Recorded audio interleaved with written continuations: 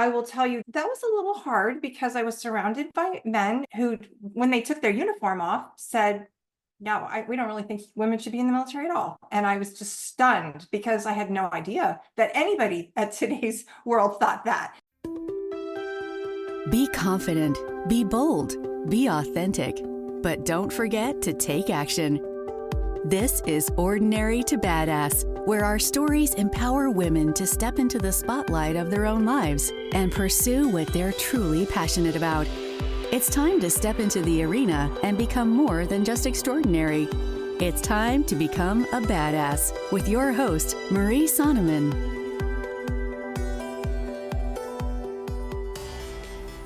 Welcome to the Ordinary to Badass podcast, where we help women lead louder in rooms that weren't built for them. In today's episode, it's a badass reboot. And we're throwing back to one of the most powerful interviews with Darlene Green, a trailblazer who paved her own path in the military and no one made room for her. But this isn't just a replay. We're bringing new insights, new takeaways, and if you're feeling stuck, underestimated, or tired of waiting for permission, then this episode is for you. The theme of this episode is resilience and belongings in rooms that weren't built for you.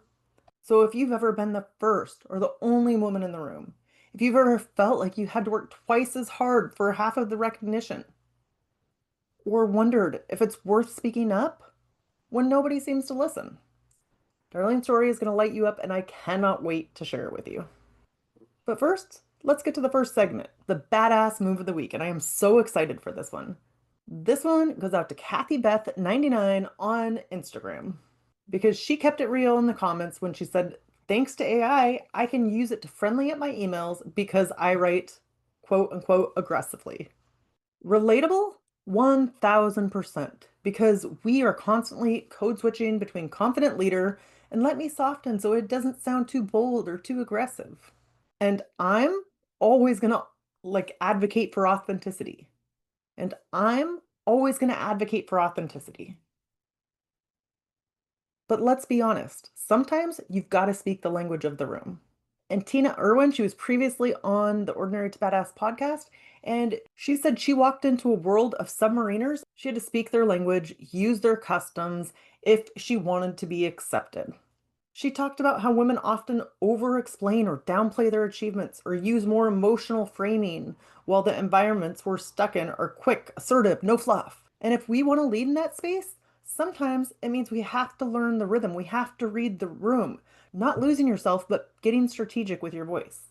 So this is to every badass who's adjusting the dial, but not losing their shine. And that, my friend, is not selling out. It's smart leadership. You have to learn to adjust and tweak certain things so that other people can understand you. That's called being successful. That's a badass. Okay, the next segment is from the inbox. And this question was, how do I keep going when it feels like my leadership isn't even recognized? And listen, sometimes leadership doesn't look like a pause. It looks like persistence. In Darlene's story, it proves you don't have to be seen to be powerful. You just have to keep building, even when it feels like no one is watching. Welcome to Ordinary to Badass. Whether you're ordinary or badass, I'm so glad you're here. Today's guest is Darlene Green. Darlene, thank you so much for being here. Excited to have you on the show. Thanks, Marie. It's great to be here with you. So before we go any further, I've got to ask you, do you consider yourself ordinary or badass?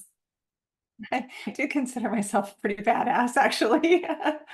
So have you always felt that way? I think I felt that way in high school. I think I did not feel that way in college. I think I felt that way in my Navy career and probably thereafter, actually, yes. But there was probably a little dip in there when I was in college and really a bit struggling and lost and thought I was really smart till I went to University of Virginia. And then I was like surrounded by people that were really smart. So I was just like, okay, a very humbling experience for me.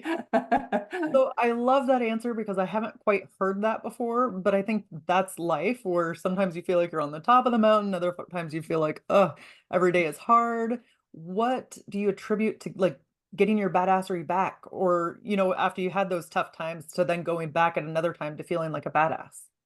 Yeah, I think it really boiled down to my ability to try and to work hard and to learn and to be coachable. I think that, in the Navy, they throw you into these jobs that you sort of sink or swim. You don't have all the requisite background necessarily, you don't have all the training necessarily, and now you're in charge. And 4 years out of college, I was responsible for 55 people, ages 18 to 65. They were men, they were women, they were civilian, they were military. And I had a huge budget and 6 departments and tens of thousands of customers. And my boss was in another state. And I was thinking, wow, really? I don't even know the language that these people are using, and I'm in charge of this. But you learn from other people, you listen to your team, you listen to your customers. It was a test bed for me. I had already learned process management and process control and customer service. And I think that going in without all the answers actually ended up benefiting me because I could listen and put together a great program and team that delivered to the customers and was very successful. In fact, right out of that tour, we were told that we were the model personal support activity detachment in the country and that others should model themselves after us.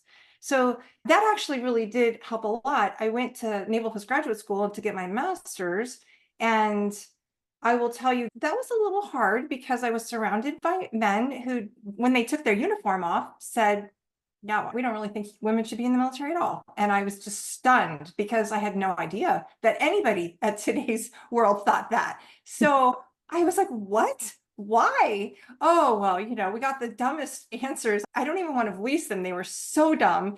And so it took probably a year and a half before I earned their respect, and had to do that by really acing the toughest math classes and presenting and getting the top grades. Just like there was Navy tour after Navy tour where I had a boss who didn't think women should be in the military. And how was I going to get ranked #1 in this job when they don't even think women should be there? So I believe that I could work harder and deliver and just learn more and listen more. And so each time I went to a new job, I would inevitably start with that sense of, what am I doing? Do I know how to get this done? And I changed jobs every 1, 2, or 3 years. So having done 20 years in the Navy, I would say 13 years, 14-year point, I was sort of like, bring it on, whatever, bring it on. I can do whatever you throw at me at this point. I had my last tour, I was a commanding officer of over 1,200 people, and we were deploying people to Afghanistan and other places throughout the world, and not doing a very good job of taking care of them when they came back. And so helped stand in front of maybe 400 or 500 people and said, we're not doing a great job of taking care of you and your families when you come back. Help me build a program that does a better job. And got volunteers, went to build the program. We're repeatedly told, no, we can't figure out the funding. We can't do this. We figured out a way to do it anyway. And ultimately, that program, reportedly from people that went through it, saved lives, saved marriages, and is still in existence today, this many years later. It's a returning warrior weekend program. So that was a great intrinsically rewarding job. But I'll tell you what happened when I left the Navy. And for those, particularly women, I think that they have to have all the boxes checked when they go to do a new job, right? And here I'm leaving the Navy, and I've got a guy working on my resume, and he's saying, okay, which industry do you want to work in? And I said, well, I've had medical doctors and nurses working for me. I've had engineering teams working for me. I've had administrative teams. I've had aviation. I've had all of these different, I could kind of be in any industry. It doesn't really matter. And he's like, no, you have to pick an industry. And I was like, why do I have to pick an industry? Well, I ended up landing in technology because I had an information technology boss who said, I really need a leader. And I said, look, I don't know the difference between a router and a switch. I've had IT teams working for me, but I did not get in the weeds. And he's like, I can teach you that part. Don't worry about that. And ultimately, this was the most unbelievable interview in the history of interviews. So my first interview with McAfee was with the HR officer. And she asked me 7 questions. Oh, do you have a strong SaaS background and CRM background? No. Do you have 15 years of architectural engineering? No. Literally 7 questions, and I said no to all of them. I met none of the requirements for this job, but I had been recommended by someone and they said she would be perfect for this job. So HR says to me, you have a very impressive resume, but I'm sorry, you are not a good fit for this job. And I said, well, I understand why you would say that based on your questions. I hadn't seen the job description, did not know it was a vice president of architectural engineering. You're certainly right. I don't have a background in architectural engineering. That's just not how the job was described to me. So 2 weeks later, I get a call back from the chief information officer who says, well, actually, she calls back and she says, the CIO wants to interview you. Apparently, there'd been 2 weeks of infighting where she was saying no, no, and he was saying, I want to interview her. So I get an interview. She begrudgingly sets it up, but she says, everybody else I'm flying in, but I'm not flying you in. You're going to have a phone interview and it's only going to be 30 minutes. She was just so mad about it. So I interviewed with him, and in the end, he said, do you have any questions? And I said, I do. How do you see me as a fit for this job? And he said, I've been listening to all the things that you do really well, and I realized that my problems are not in engineering and architecture. My problems are leadership and communication and team building and customer service and process management and all the things that you do really well. And I'd really love it if you would continue on the path to this job. I ended up getting the job, and HR was so upset about it.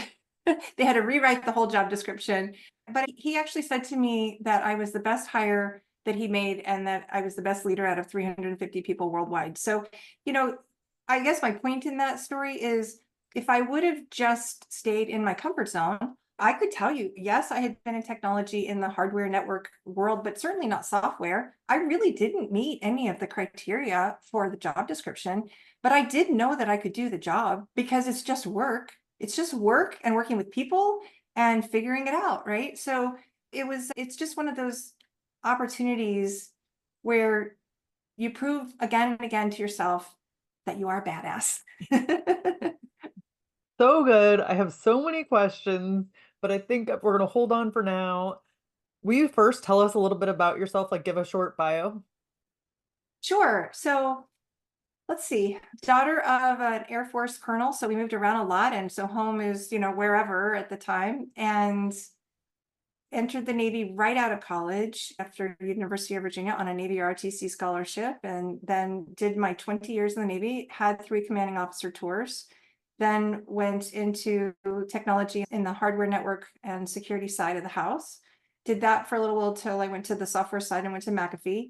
Left that at the top of my game, as after being a vice president at McAfee, I rolled into being a dean of a boarding school, the Culver Girls Academy, which is a beautiful and amazing high-end academy for students who are all going to college. They're just amazing. My daughters wanted to go there. I wasn't letting my daughters get out of the house and high school. Like, that's a boarding school, that, are you kidding me? So we just moved there with them, lived there almost on campus, and I ended up becoming the dean there. And then we did some consulting. And then as soon as the youngest daughter graduated, came back to where I always wanted to live again, which was Arizona, and have been in the director of client services role at High Tech Networks and Security for 6 years.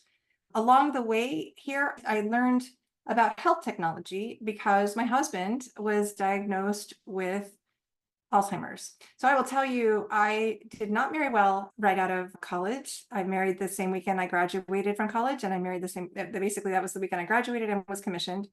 And that was to a narcissist. And I was emotionally and physically abusive. So I got out after about 6 years, right when it started to get physical. And then I was very nervous about my second husband, but lo and behold, married a narcissist again, who was a narcissistic personality disorder. I didn't even know what narcissism was at the first one, but learned about it. The second one, had it diagnosed, and also obsessive compulsive. And that was really tough. Retired Navy SEAL. We had a 10-year court battle. I had PTSD from the court battle and from trying to protect my daughters. And it was really tough. So the stress of that, I think, stress of both of those marriages caused several autoimmune disorders for me: chronic fatigue syndrome, fibromyalgia, postural orthostatic tachycardia. So a lot of health issues, thyroid issues. So I have been working on health my whole life just to be able to function. And somewhere along the way, learned I have to put my own oxygen mask on if I'm going to be taking care of my daughters. And so did that. Well, so then I was never going to date again. I was never going to get married again.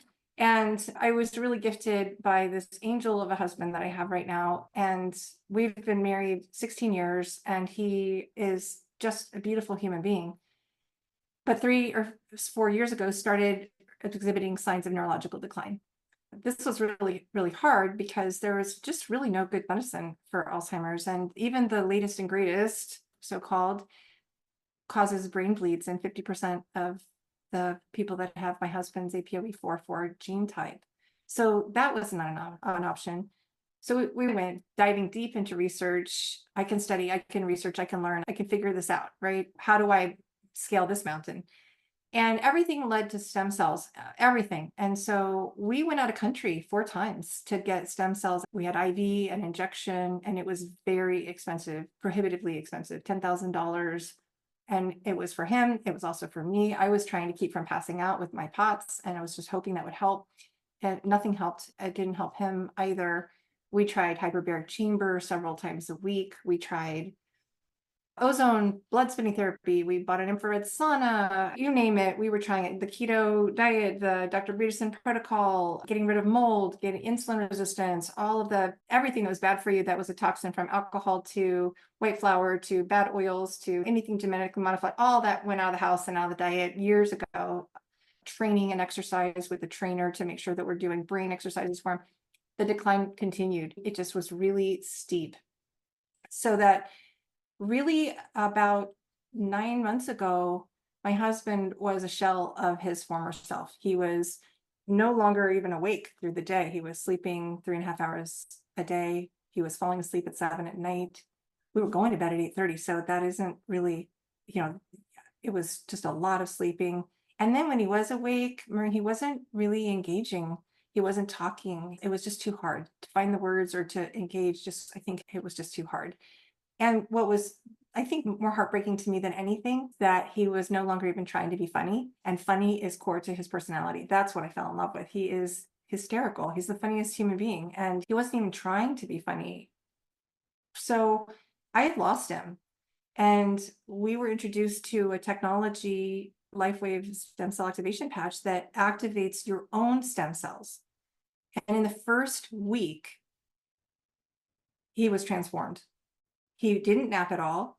He began chatting up a storm. He regained his personality. He started talking and being just so engaging, and appropriately so, like with it in the answers. I couldn't even believe it. And he was back to his personality and funny again. So then things continued, and he actually regained the ability to smell and the ability to whistle and drum to the beat, lots of things. I have no more symptoms of POTS, no more symptoms of autoimmune disorder at all. So just an amazing technology that really activates, I can't actually say it activates your stem cells anymore, because the FDA just came out and said that your stem cells, including the ones in your body, are a drug. But I can say it activates and elevates GHK-Cu, which is a copper peptide, and that activates and elevates your stem cells. So I have to do a little crosswalk dance there. But yeah, so as a result of that, I got into the health technology business as a consultant to help other people to find this. Because if I would have known about this 2 or 3 years ago, we would be in a very different place today. And I did research. So I'm a little bit salty that I didn't know about this, when there were over 90 clinical studies. There were over 308 Olympic athletes that were wearing these patches in the 2008 Olympics. There's just a ton of amazing benefits for the brain and the heart. In fact, in 6 weeks of wearing it, your heart becomes 8 weeks younger. There's just a ton of things that it's proven to do. So I'm a huge advocate for people really not accepting the diagnosis of whatever disease we are given, and not allowing anyone to think that a doctor or somebody who's saying you have something is for sure or more powerful than you. You really can take charge of your own health. And when we're 30, half of our stem cells in our body are dormant, and we're 60, they're almost all dormant. The precipice is pretty dramatic, but when you get them activated and working for you, now they can heal and they can reverse all sorts of issues, anything really, because stem cells are what made you to begin with. So that's kind of a nutshell, big picture of me.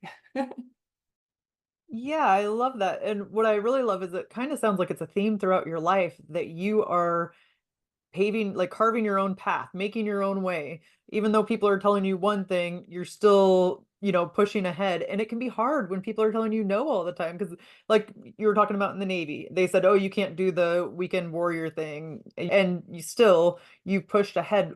Where do you think that came from? Well, in that particular case, it came from having seen the pain of my sailors, which, by the way, I don't know that I would have seen had I not gone through my own pain. When I look back, when I was sort of blissfully ignorant and naive to pain, emotional pain, or injury or trauma, I just think I flitted about life and didn't really notice other people's pain. But when I had experienced my own trauma and had gone through the talk therapy and EMDR and all of the different things that I needed to do to manage stress in my life just to survive, I became much more in tune to other people's pain. And so I really think when I sat with those sailors and I listened to them, I knew they were hurting. And in the moments in time that we were told no, there were stupid reasons for no. Like there's this huge cause and need to do this, and there's this bureaucratic little tiny policy or rule that's the no. That it's just sort of silly. So we just had to figure out a different way, time after time after time, to make it work because the cause was so great and the need was so great. At one point, we were just weeks away from putting one of our returning warrior weekend workshops on, and my commanding officer said, I don't know how to get this done. Like, we don't have the funding in a legal way to do this, and you can't go ask for it. And, there's all these rules.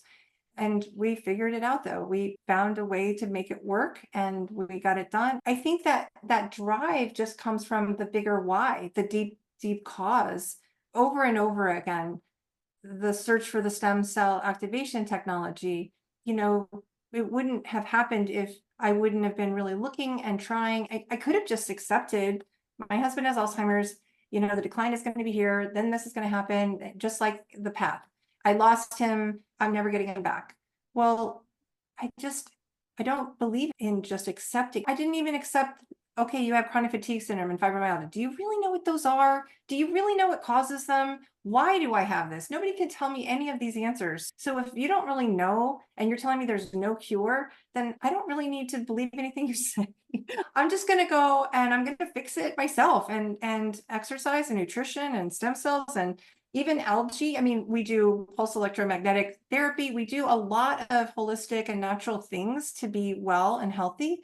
But it started with this, yeah, I don't have to believe everything you say. Yeah, I mean, sometimes we think that doctors are the experts and that they have all the answers. And I'm not discrediting doctors because they do a lot of great things, but I also think they can't know the answer to everything. I And don't. yeah, and it really serves you to like question it, to be like, huh, is that true? It's so true, Marie, because when you think about it, doctors are trained in medical school. Medical school curriculum is created by pharmaceutical companies. So Mm. essentially, doctors are trained how to do surgery and what drugs to prescribe.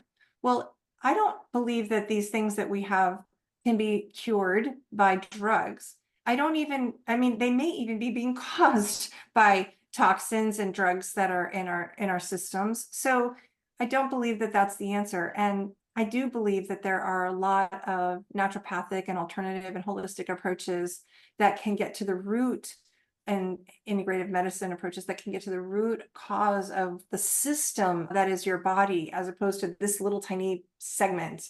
Yeah, I know. I did health coach training for personal reasons. I just wanted to learn more about it, and it shocked me just how much the food you're eating can affect Yes. like the different diseases you have or the different issues you're having with your body.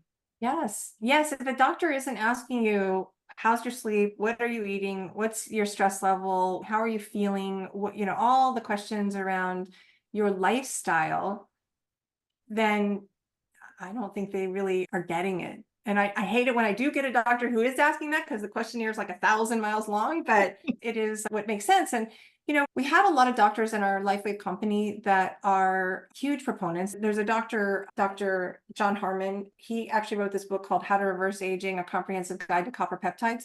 He had a right branch bundle blockage. The doctors told him there's nothing you can do about a right branch bundle blockage. There's no medicine, there's no heart surgery, nothing. But after close to a year and a half, he went back and did a scan and it was gone after wearing the stem cell activation patches. So, you know, I think that people give up. I have a friend who's got a child with a very rare genetic disorder, and she didn't give up. And when she started patching her, within 15 days, the child was a different child. She did never have to take her ADHD medicine again. She was not able to get her past a kindergarten level, even though she was 16 years old. She wasn't able to get past a kindergarten level academically. And in just 5 weeks, she shot up to fourth grade. And in 9 months, she's now got executive reasoning of a 16-year-old. And that is remarkable. So there are just my friend with Parkinson's who had tremors since 5 years old. And she was on the patches 3 weeks and her tremors went away.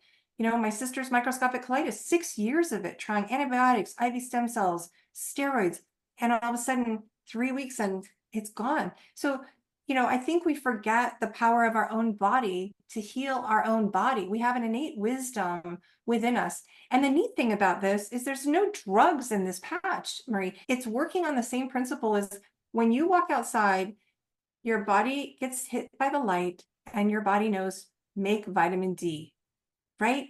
We know that. We also know it makes melanin for a suntan or a burn if you stay out too long to protect your skin.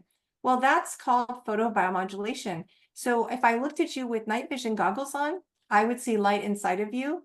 And all this patch does is it reflects that light back into your body at a very specific wavelength. And it can be on your outside of your shirt. It can be on the inside, on your skin. It can be turned one way or the other. It's like a double-sided mirror reflecting that light back into you at that very specific wavelength. And there are so many doctors like this one and others that say this is the most significant medical breakthrough in my lifetime and the most amazing product in medicine. And yet so few people know about it. Although I recently talk about the fact that Tom Brady is wearing these patches, Serena Williams, you can see Michael Phelps, you can see pictures of people that are actually wearing the patches. It's sort of like the red VW bug when you're like, oh, let's find all the red VW bugs and then they pop up everywhere. It's that, like all of a sudden you see pictures of people wearing patches and you're like, oh, look at that. Who knew? Yeah. So I'd like to go back a little bit. You had talked about stress and how it can affect your health. Can you dive in on that a little bit? Because I don't think we really realize how much of an effect it has on our health. Yeah. Yeah, I think stress is huge I think it starts with your adrenal glands getting burned out. I think it does affect your thyroid. Thyroid issues were related to my first ex-husband, and then chronic fatigue and fibromyalgia and POTS, second ex-husband, and the stress that came with them. The angst, the walking around on eggshells, the inability to live in a safe environment or protect my children from harm. Those are very stressful circumstances. And I think we think of stress, stress can be good and it can be bad, but daily in an unhealthy way, it's really problematic. And we really have to keep up with the self-care measures to take care of ourselves day to day. And I will tell you right now, being a care provider to a husband with Alzheimer's who's basically like an adult toddler, he really can't do a lot of things by himself. That is hard. And it takes every fiber of patience that I have sometimes. And so I have to do some things for myself. I have to work out. I have to get good sleep. If I don't get good sleep, I'm not a good care provider. I'm not good for the day. I need sleep. I need exercise. I need meditation. I need good food. I need a lot of water. I need electrolytes. I need to do these things to counterbalance stress. And I really need to learn my own approach to, yeah, that's just going to be fine tomorrow. Like, is it really that big a deal? 10 years from now, am I going to look back on this and it's going to even be a blip on the radar, or will I remember this day at all? No. So moving on, right? One thing that I will say Alzheimer's does in your life is it puts everything else in perspective. The things around work issues, the things around, any kind of drama in your life at all. it just sort of changes the scale. Like it's no longer like moving the Richter scale at all. And so I think that we all do need to really be aware of the impacts of stress. And there are so many things we can do to counterbalance those. So I think you kind of hit on this topic of perfection and how we think we need to hit all the marks or all the milestones. How do Uh, you combat that? Yeah, I was definitely a perfectionist growing up in high school. And that's why I think I suffered in college so dramatically, because all of a sudden everything that I had aced and was so great at, I was struggling with. But even in the military, I would say I was trying really hard to be perfect and always be number one. And I did get the number one ranking. And I beat the guys in physical fitness tests, push up for push up and sit up for sit up, because I was going to prove to them, just probably like a little bit like you have to do, Marie, in the police force, being the only woman, like I am not just, I'm a woman that's capable of hauling you here or there or anywhere that you need to be hauled. And don't tell me that I can't do this or that. I will show you that I'm capable of that. But I think that some of that just, I actually was just having this conversation with my daughter, who can have a tendency to want to be a perfectionist, and just saying, just relax and tell yourself mistakes are actually the other side of the coin for progress. You cannot grow and do new things and get better and even transformational growth without mistakes and challenges and issues. If you're not making mistakes, you're not trying new things and you're not growing. So you have to look at mistakes as part of the path. Mistake, mistake, progress, progress, success, mistake, mistake, progress, progress, path, success. So it just has to be something that's understood. And I will say, I don't think I had that mindset younger in life, but I do absolutely have it now. Absolutely. And I think coachability, like I will hire somebody who's coachable and has a bit of humility, certainly has confidence that they can do the job, but not a cockiness and you're not going to teach me anything. I know it all already. No, I don't even care if you're better than everybody I hire. You have to be coachable, because you're not going to know everything, whether that's about the culture or how we're going to do this. It's just going to be different. So being coachable and being willing to learn and having a growth mindset, Marie, I love The Growth Mindset by Carol Dweck. If people haven't read that, especially if parents haven't read that, I think we actually made every single staff member at Culver Academy and every faculty member had to read the book Growth Mindset. And we tested the girls in their freshman year of high school and again in their junior year to make sure that they're progressing towards more and more growth mindset. But we had to learn how to speak in a way that promoted growth mindset as opposed to a fixed mindset. And so I asked my daughter not that long ago, she graduated from the Naval Academy, the other one from the Air Force Academy. I asked her, she's a huge reader. If you had one book that really changed your life or that you recommend everybody read, she actually said Growth Mindset. And I was like, wow, because when I made her read that, she was in middle school. I made her read that before high school. And it's not a middle school book, but she was really smart and has always been reading way ahead of her. So I'm like, you can figure this out.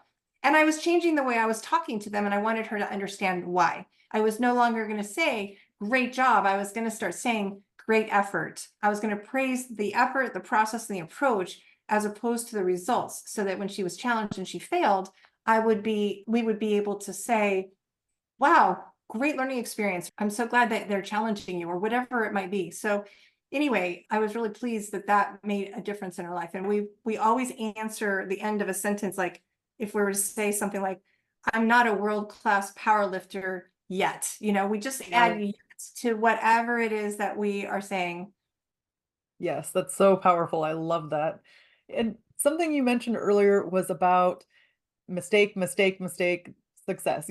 And I think that's so important because it's like we don't get the grit, we don't get the feeling of a badass unless we've made those mistakes and then realize, oh, we can get past it. We can still pivot and move forward. So I like that point a lot.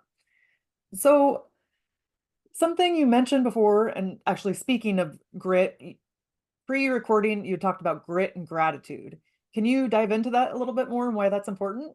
Yeah, I really love Angela Duckworth's book, Grit, but also just think grit is, first of all, it's very powerful and has a huge impact on everything from your relationship to your success in your job to your health. And the more gritty you are, the more successful, the healthier, the better your relationships. And that is something that can be learned, just like I think leadership can be learned, and certainly gratitude, right?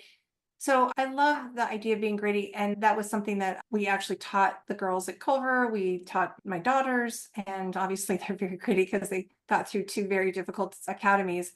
When you look at what can improve happiness, even if you won the lottery, your happiness level spikes, but it drops back down. In about a year or two, it's back down to where it was before, as though you'd never won the lottery. And you could have a limb that's lost in a bomb explosion, and your happiness level drops all the way down. But in a year or two, it actually comes back up again. So these things are not changing the baseline of our happiness levels. What can change your baseline of happiness levels and actually lift the baseline is gratitude. And it's the most amazing practice, because when you spend each day, morning, night, whenever you do it, being grateful for something, your brain begins wired to look at things that it's grateful for in a whole new lens. Some days you may have to struggle and say, I'm just grateful for the sun, I'm grateful for the grass, I'm grateful for this tree. But what happens is then as you go about your day, you think, oh, I'm really grateful for that. And oh, I'm going to remember that. I'm grateful for that. And so what you focus on grows, and gratitude causes that increase in how you're looking at the world in a much more grateful way. It's hard to be angry or really sad. So it can up that level of happiness. You said it's hard to be angry, then it froze after that. Oh, it's hard to be angry or sad when you are filled with gratitude. And so when you want to up that whole level of happiness, you want to work through your gratitude practice. And I like the idea of physically handwriting it or typing it. Some people would rather type it, but I like the idea of physically handwriting it in a gratitude journal. And I actually made gratitude journals for the girls at Culver Academy for Thanksgiving one year, and everybody got one. And they were so excited about it. It was kind of funny because I thought they're gonna look at me and think, oh, Dean Green, she's so goofy, with these gratitude. We taught them a little course. I taught them how it can improve them and what it meant. And I had a lot of really positive feedback and what a difference it was making to them. And it was really sweet. So, Darlene, let's end with a tip to encourage women who are in the arena fighting for the life that they want. Yes. Well, first of all, you need to do what calls to you, that makes you happy, that you would do even if you weren't getting paid for it. Make sure you're in a workplace, job, or relationship that brings you joy, or at least does not bring you misery. And if it does, you need to get out of that, because that daily stress is ridiculous and will harm you. It will ultimately kill you if you don't. There's a book called Molecules of Emotion, which speaks directly to the question that you asked around stress creating disease in the body. And it breaks it down in a very scientific way. So I think making sure that you are aligned in your heart, in that relationship, in that job, and that you have the confidence and understand that you can do it. Whatever it is, whatever that little thing is that you're worried about not being able to do, it's just work. You can do work. We can all do work. It's just roll up your sleeves and get the work done. And day after day, you'll put one foot in front of the other. And before you know it, you'll be doing it great. So I think that, a lot of your listeners may not have 40 years of work experience to draw back on. But trust me when I tell you, each one of those challenges and each one of those jobs and whatever changes you need to make yourself happy today, those things will make a big difference, and you'll learn new skills. And that's awesome. And how can we connect with you? Yeah, I have a website called I Am Reverse Aging, IAMREVERSEAGIN. And you can reach out to me. You can contact me there. You can email me there. You can dive into the 90 clinical studies, the patents on the stem cell activation patches, and you can see videos on how it all works. But you can also just reach out to me if you're interested, or on Facebook, Darlene Bennett Green, two E's, two T's, and an E on the end of Green. I'm also on LinkedIn. Thank you so much, Darlene. You've been a total badass, and I've enjoyed hearing your story. Thank you, Marie. You're a badass as well. And I appreciate your podcast and all your uplifting, encouraging words for people all around the world. Oh, thank you. And with that, we'll end the show. To all the badass women out there staying in the arena, wherever you are, whatever you're doing, own it and get after it. Wasn't that episode with Darlene Green so powerful? Now you know why I had to bring it back for this reboot. So let's get to the pop culture punchline. Have you ever watched Hidden Figures?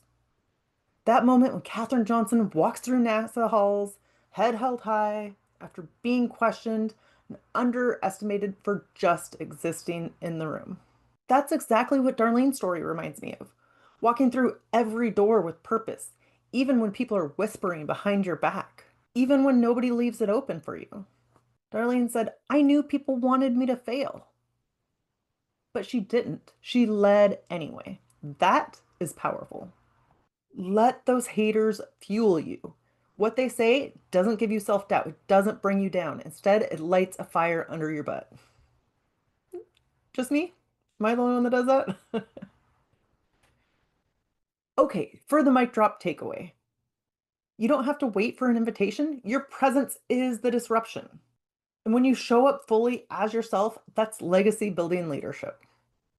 Okay, now I'm going to challenge you in the challenge of the week. I want you to write down a moment where you thought you weren't strong enough, but you pulled through anyway. And add that moment to your brag file. Or the Proof of My Badassery guided journal, you can add it there too, but the brag file is just a list of badass things you've done, wins, compliments people have given you, whether it's your boss, coworkers, or clients. You keep those all in one place, so on the days where you're down, you can go back to that brag file. I know I'm constantly talking about this brag file, but it is so stinking important. And you need those receipts for the next time doubt shows up. You can just review the file and then remind yourself, yeah, I am a stinking badass. A mindset shift for you. Just because the room wasn't built for you doesn't mean that you don't belong there.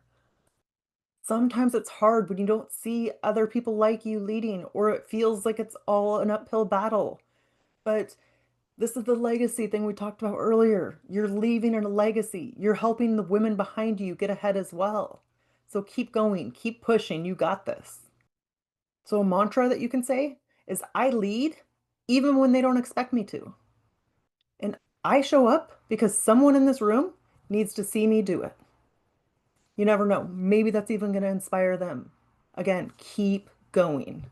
If you love this episode, download the free Breaking Barriers guide, ordinarytobadass.com/barriers, and you will get advice from many badass women who have broken the barriers, including Darlene. So download that guide, ordinarytobadass.com/barriers. And if you love this episode, share it with a woman who's been underestimated her whole career. She doesn't need permission. It just helps to see that there's proof it's possible. And until next time, keep showing up, keep speaking up, and never ever shrink for a seat at the table. You were born to build it.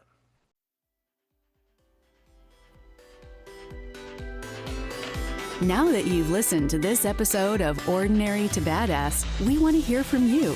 Go to our website, ordinarytobadass.com/podcast, and submit your own experience on how you took your life from ordinary to badass, and get the chance to be on a future spotlight episode of the show. That's ordinarytobadass.com/podcast. While you're waiting for the next episode of the show, wipe off the sweat, dust off the dirt, and get back in the arena.